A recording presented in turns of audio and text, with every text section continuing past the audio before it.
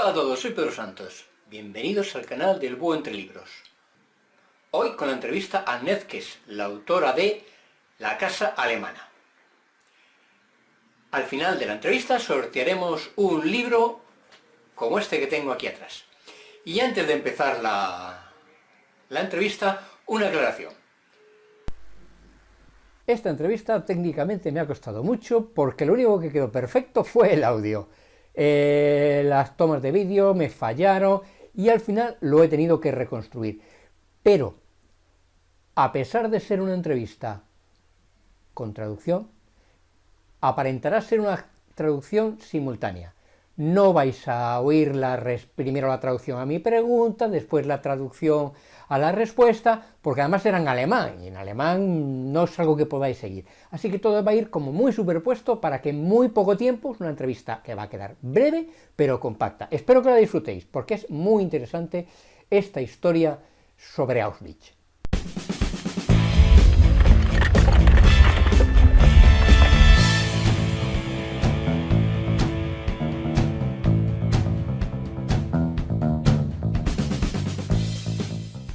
Buenas tardes. Ja, guten Tag. Mi primera pregunta. Meine erste Frage.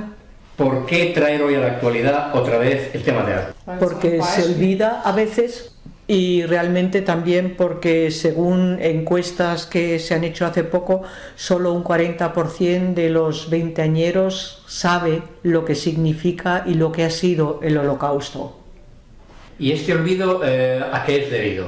Und woran liegt es, dass das vergessen wird? A las propias autoridades.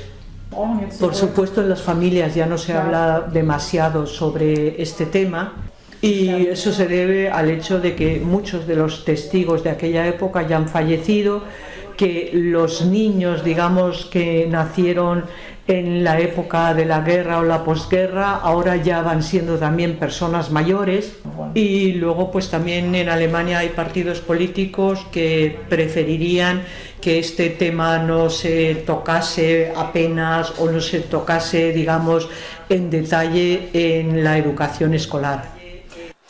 Entonces este libro es muy necesario. Sí, es así, no solo lo he escrito porque considero que sea necesario, sino también lo escribo por el empeño mío, el empeño personal propio. Bueno, yo me llevo interesando por este tema que me ha conmovido muchísimo desde que tengo 5 años, desde que me enteré de los crímenes que se habían cometido en aquella época. Y fue realmente cuando empecé a escribir esta historia, cuando me di cuenta de que esto tenía que ver mucho con mi propia familia y con mi propia historia.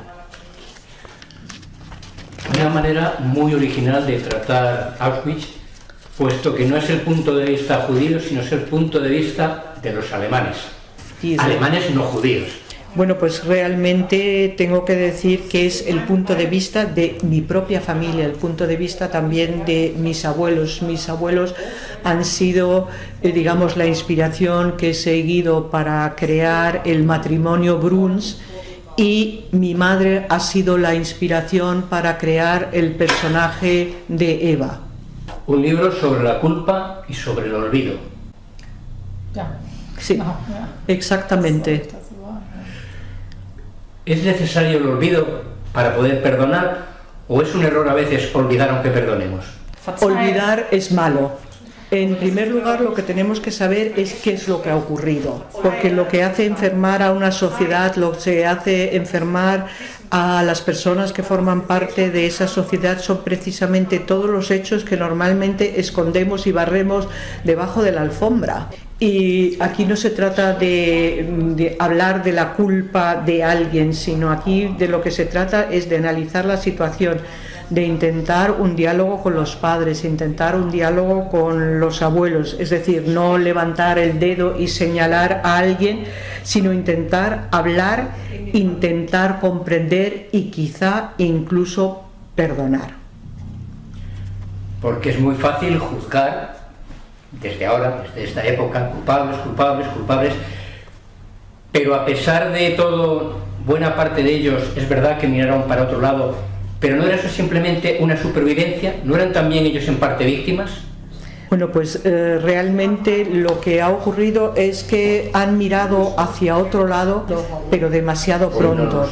Es decir, yo creo que los alemanes pues se tenían que haber cuestionado qué es lo que estaba ocurriendo cuando veían que familias enteras de judíos desaparecían, etcétera. Pero los alemanes, cuando se dieron cuenta de lo que estaba ocurriendo realmente, pues era demasiado tarde.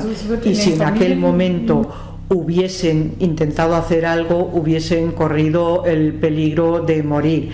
Y héroes en la vida hay muy pocos, y sobre todo hay pocos héroes cuando se trata de salvar el pellejo de tu propia familia. Personajes complejos en la novela. ¿Cuál es el que más os costó construir? Jürgen. Jürgen. Ja, die Männer also sind schwierig. Es que los hombres son como son difíciles. Pero esto es muy peculiar. Ja, aber der ist ganz besonders, sagt er. Pero Jürgen es muy especial porque siempre está en contradicción consigo mismo. Los padres, por ejemplo, de la protagonista simplemente dejan todo de lado, lo tienen como olvidado, pero Jürgen es una persona que siempre lo va reflexionando y al final de la novela vemos que ha pasado por un importante proceso de maduración. ¿Y por qué incluir el personaje de la hermana? No quiero desvelar la trama, pero con estas inclinaciones tan peculiares. La hermana para mí es un personaje muy importante dentro de la novela porque es precisamente la que establece la relación con nosotros en los tiempos actuales. La hermana es el típico ejemplo de lo que le ocurre a alguien que ha vivido una serie de experiencias con una edad entre 8 y 10 años, que las ha vivido, nunca ha podido preguntar nada, nunca se ha podido hablar sobre este asunto y al final pues enferma, es una enferma psíquica. Pues muchas gracias, mucho éxito con el libro. Vielen Dank, viel Erfolg mit dem Buch. Y ojalá sirva para que los jóvenes sepan una historia de la que provienen. Und es wäre gut, wenn junge Leute davon etwas lernen und etwas über die Geschichte erfahren. Die Geschichte ist nämlich ein Teil ihrer eigenen Vergangenheit. Ja, absolut. Sí. Stimmt, sí. Thank you. Ja, sehr gut. Gracias. ¿Os ha gustado? Espero que sí. Para conseguir un ejemplar como este, tienes que decir aquí en el canal con un comentario que participas y luego enviar a la dirección que te está dejando el buito la respuesta a la siguiente pregunta. ¿Cuál es el personaje que más le costó a la autora construir? Con que lo escribas más o menos como te suene, porque yo entiendo que si no has leído el libro, no lo tienes delante, escribir ese nombre tiene tela. Como pista, es el único momento en que la autora se ríe en toda la entrevista. Tenéis de plazo hasta el 5 de mayo, domingo 5 de mayo, para enviar vuestras respuestas. Y la semana siguiente es la que quiero traeros con una videoreseña de este interesantísimo libro, el ganador de él. Si no quieres perderte ninguno de mis vídeos, ya lo sabes, te suscribes, le das a la campanita y te llegan. Y así, nos vemos.